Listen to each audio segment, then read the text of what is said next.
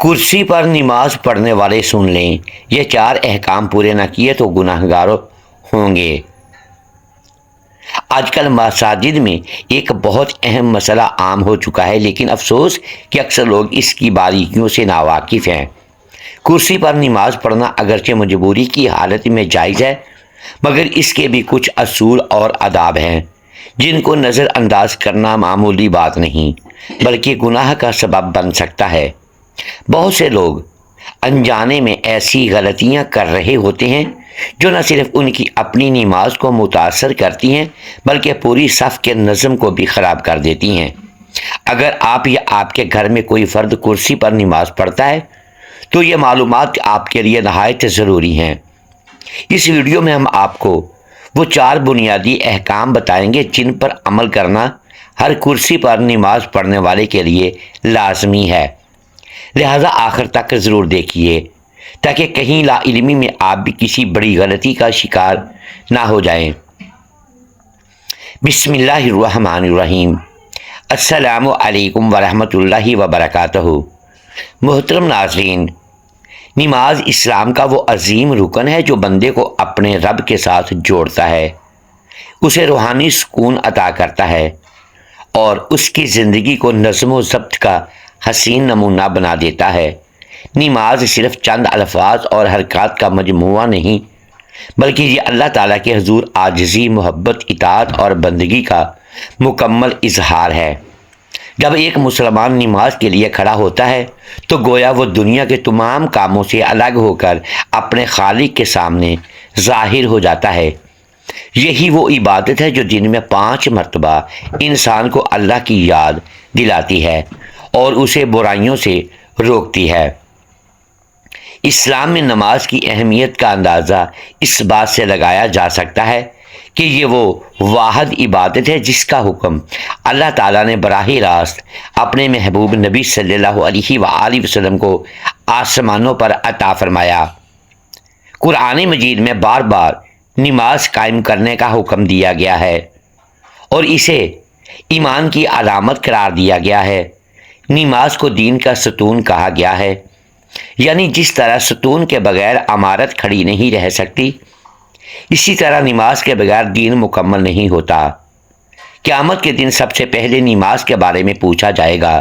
اگر یہ درست ہوئی تو باقی اعمال بھی سنور جائیں گے، اور اگر اس میں کمی رہ گئی تو باقی اعمال بھی خطرے میں پڑ جائیں گے۔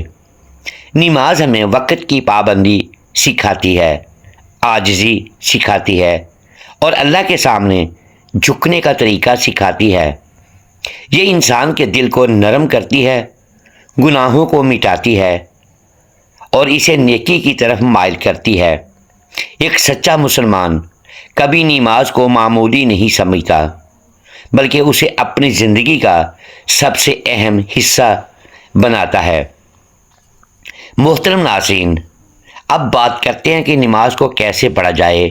نماز پڑھنے کا طریقہ وہی ہے جو ہمیں ہمارے پیارے نبی صلی اللہ علیہ وآلہ وسلم نے سکھایا۔ نماز کی ادائیگی میں نیت، قیام، رکوع، سجدہ اور قعدہ سب شامل ہیں اور ہر ایک کا اپنا ایک خاص طریقہ ہے۔ نماز میں خشوع و خضوع یعنی دل کی حاضری بہت ضروری ہے۔ صرف جسم کا جھکنا کافی نہیں بلکہ دل کا جھکنا بھی ضروری ہے۔ جب بندہ تکبیر تحریمہ کہتا ہے تو اسے چاہیے کہ وہ دنیا کے تمام خیالات کو پیچھے چھوڑ دے اور مکمل توجہ کے ساتھ اللہ کی طرف متوجہ ہو جائے۔ حضور پاک صلی اللہ علیہ وآلہ وسلم کی زندگی نماز کے حوالے سے ہمارے لیے بہترین نمونہ ہے۔ آپ صلی اللہ علیہ وآلہ وسلم نماز میں اس قدر خشوع اختیار فرماتے کہ گویا آپ اپنے رب کو دیکھ رہے ہوں۔ آپ کی آنکھوں سے آنسو جاری ہو جاتے۔ آپ لمبے قیام فرماتے، رکوع اور سجدہ نہایت اطمینان کے ساتھ ادا کرتے۔ آپ نے ہمیں سکھایا کہ نماز جلدی جلدی نہیں بلکہ سکون اور اطمینان کے ساتھ ادا کرنی چاہیے۔ ایک مرتبہ آپ صلی اللہ علیہ وآلہ وسلم نے ایک شخص کو دیکھا جو جلدی جلدی نماز پڑھ رہا تھا۔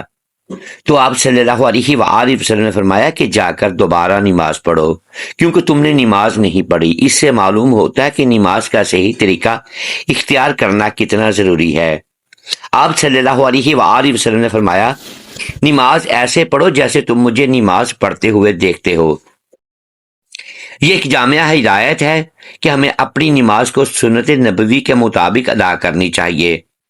آپ صلی اللہ علیہ وآلہ وسلم نے ہمیشہ صفوں کو سیدھا رکھنے، کندھے سے کندھا ملا کر کھڑے ہونے اور نظم و ضبط کے ساتھ نماز ادا کرنے کی تلقین فرمائی۔ اللہ تعالیٰ نے ہمیں بھی حکم دیا ہے کہ نماز کو قائم کرو، یعنی اسے صحیح طریقے سے مکمل اہتمام کے ساتھ ادا کرو۔ صرف نماز پڑھ لینا کافی نہیں، بلکہ اسے درست طریقے سے ادا کرنا ضروری ہے۔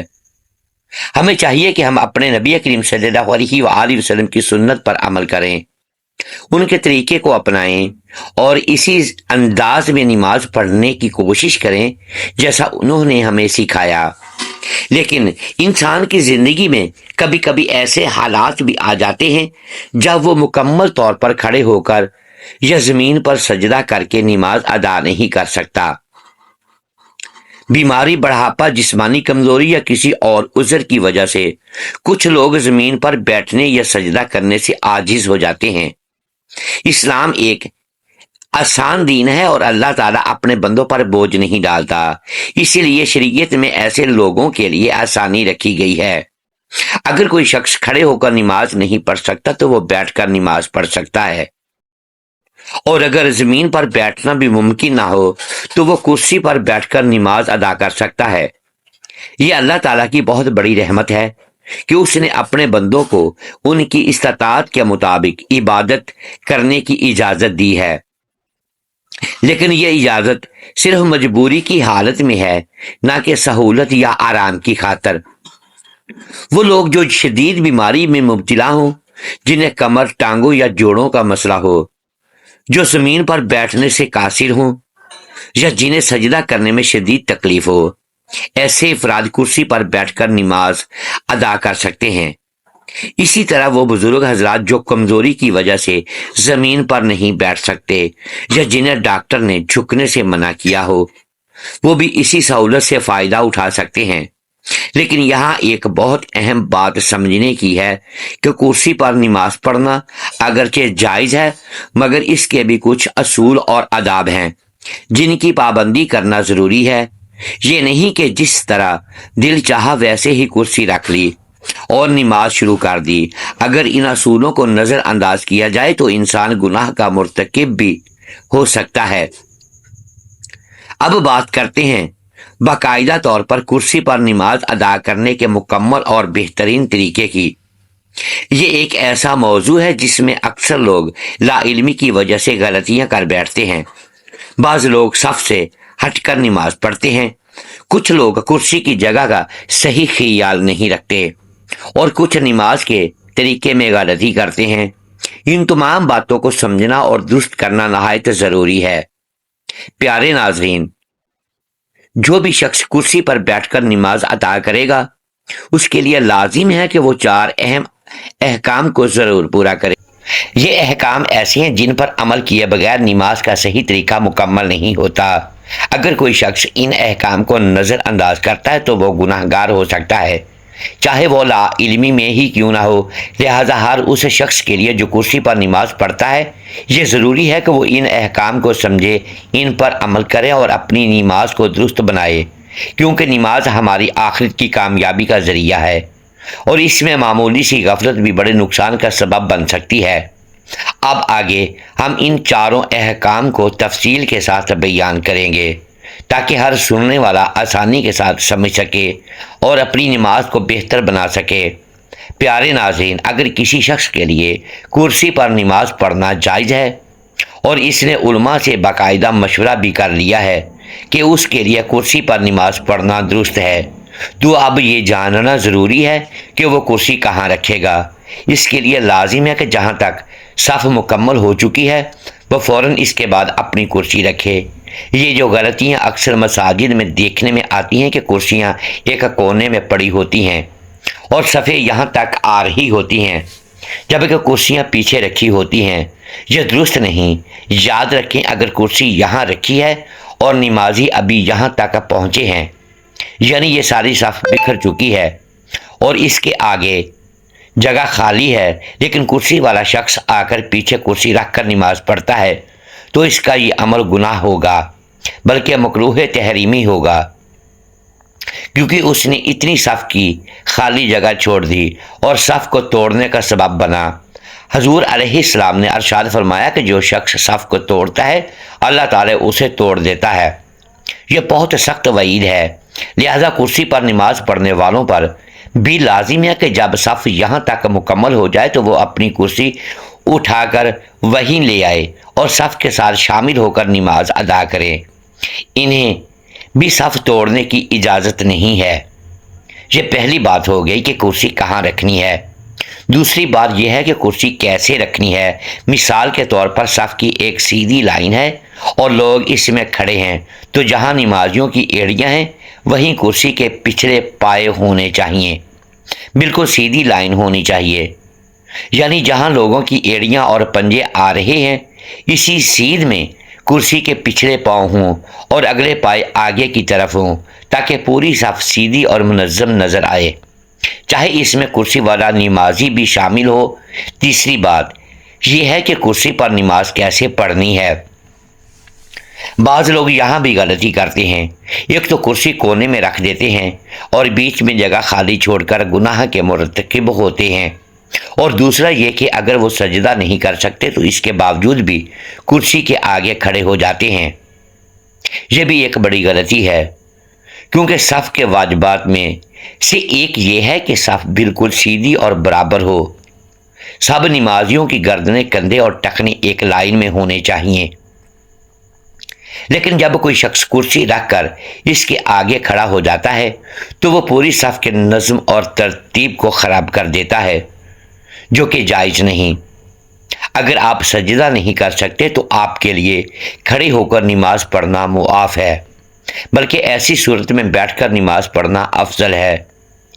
لہٰذا آپ کو کرسی کے آگے کھڑے ہونے کی ضرورت نہیں، بلکہ کرسی پر بیٹھ کر ہی نماز ادا کریں، تاکہ آپ کا جسم باقی نمازیوں کے برابر رہے اور صف کی سیدھ متاثر نہ ہو۔ بیٹھ کر نماز اس طرح ادا کریں کہ رکوع کے لیے تھوڑا جھکیں اور سجدے کے لیے رکوع سے زیادہ جھکیں، جتنی آپ میں طاقت ہو اسی طرح آپ کی نماز مکمل ہو جائے گی۔ کرسی کے آگے کھڑا ہونا ناضروری ہے، بلکہ اس سے صف کا نظم بھی خراب ہوتا ہے اور اس وجہ سے آدمی گناہگار بھی ہو سکتا ہے، اس لیے اس بات کا خاص خیال رکھنا چاہیے۔ چوتھی بات یہ ہے کہ آج کل ایک نئی جہالت پیدا ہو گئی ہے کہ کرسی کے آگے ایک تختہ لگا ہوتا ہے اور اس پر ہاتھ رکھ کر سجدہ کیا جاتا ہے، حالانکہ اس کی کوئی ضرورت نہیں ہے۔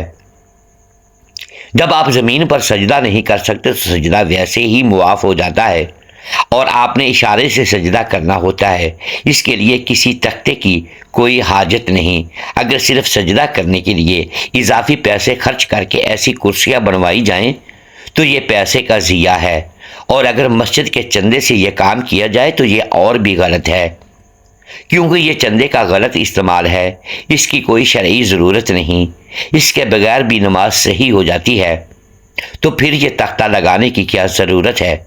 البتہ اگر یہ تختہ قرآن رکھنے یا قرآن پڑھنے کی نیت سے لگایا جائے تو پھر اس کی گنجائش ہے، لیکن صرف سجدہ کرنے کے لیے اسے بنانا درست نہیں۔ اس لیے مساجد میں سادہ اور عام کرسیاں ہونی چاہیے جن پر بیٹھ کر آسانی سے نماز ادا کی جا سکے۔ لہذا کرسی پر نماز پڑھنے والے حضرات ان چاروں باتوں کو اچھی طرح ذہن میں رکھیں تاکہ ان کی نماز بھی درست ہو اور وہ صف کے نظم و ضبط کو بھی برقرار رکھ سکیں۔ اللہ تبارک و تعالیٰ سے دعا ہے کہ وہ ہمیں پنجگانہ نماز کی پابندی کرنے کی سچی توفیق عطا فرمائے، ہماری نمازوں میں خشوع اور خضوع پیدا کرے، ہمیں دل کی حاضری کے ساتھ اپنے حضور کھڑے ہونے والا بنا دے اور ہماری عبادات کو اپنی بارگاہ میں قبول فرمائے۔ یا اللہ ہمیں قرآن و سنت کے مطابق زندگی گزارنے کی توفیق عطا فرما، ہمارے ظاہر و باطن کو سنوار دے، ہمارے گھروں سے ہر قسم کی پریشانی، تنگی اور بے سکونی کو دور فرما۔ ہمارے گھروں میں سکون، محبت، رحمت اور برکتیں نازل فرما، آپس کے رشتوں میں پیار پیدا فرما اور ہمیں دنیا اور آخرت میں کامیابی نصیب فرما۔ یا رب ہماری کوتاہیوں کو معاف فرما، ہمیں سیدھے راستے پر چلنے والا بنا دے اور ہمیں ان لوگوں میں شامل فرما جو تیری رضا کے لیے جیتے ہیں اور تیری رضا ہی کے لیے عبادت کرتے ہیں۔ پیارے ناظرین، یہ ویڈیو نہایت اہم اور معلوماتی ہے، اس لیے اسے زیادہ سے زیادہ لوگوں تک پہنچانا ہم سب کی ذمہ داری ہے۔ ہمارے ہر گھر میں بزرگ موجود ہوتے ہیں اور اکثر گھروں میں کوئی نہ کوئی ایسا فرد ضرور ہوتا ہے جو مجبوری کی وجہ سے کرسی پر بیٹھ کر نماز ادا کرتا ہے۔